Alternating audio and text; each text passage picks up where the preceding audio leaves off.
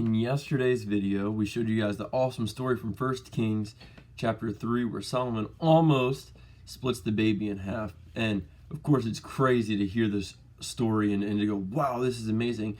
But I want to ask the deeper question of why did God put that in the Bible, right? So the Bible is a limited amount of words that God has decided to reveal to us.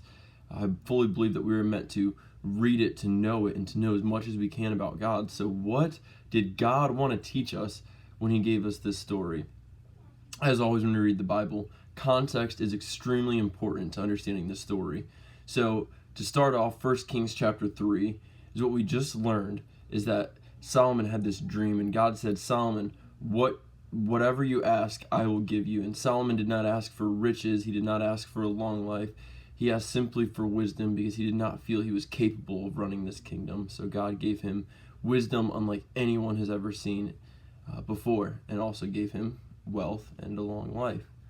And so Solomon wanted wisdom more than anything else, and God loved that that's what Solomon wanted. So before we get on, the next story we hear is one that you read or heard yesterday, of the two women with the dead child coming to before him, and him administering justice to figure out who is the right mother, who gets to keep this son. And obviously he discerned appropriately and found out the right kid.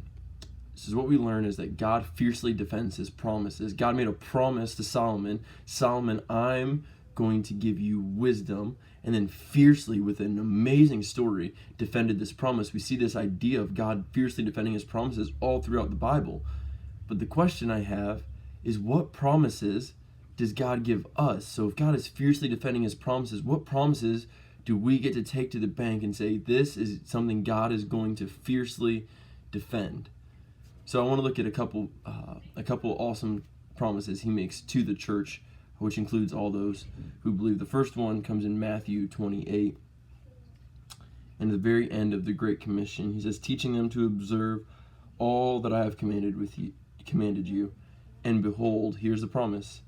I am with you always to the very end of the age. The promise he makes his church is that he is with us till the very end of the age.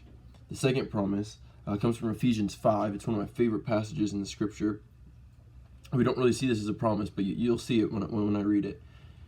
He says, husbands, love your wives as Christ loved the church and gave himself up for her, that he might sanctify her, having cleansed her by the washing of water with the word, so that he might present the church to himself in splendor, without wrinkle or spot or any such thing, that she might be holy and without blemish. The second promise we have is that God is going to present us, his bride, the church, all who believe, without any blemish, without any spot, with any wrinkle. We are going to be presented as holy, which is great news. It's a great promise, and we desperately need that promise. So go ahead and go to the description, or have your parents check their email, and there will be a link to a little study session.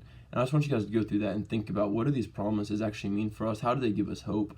And why are they so important that God wanted to reveal them to us in his word? Have a great Monday, and I will see you guys either tomorrow or on Wednesday in the Bible study.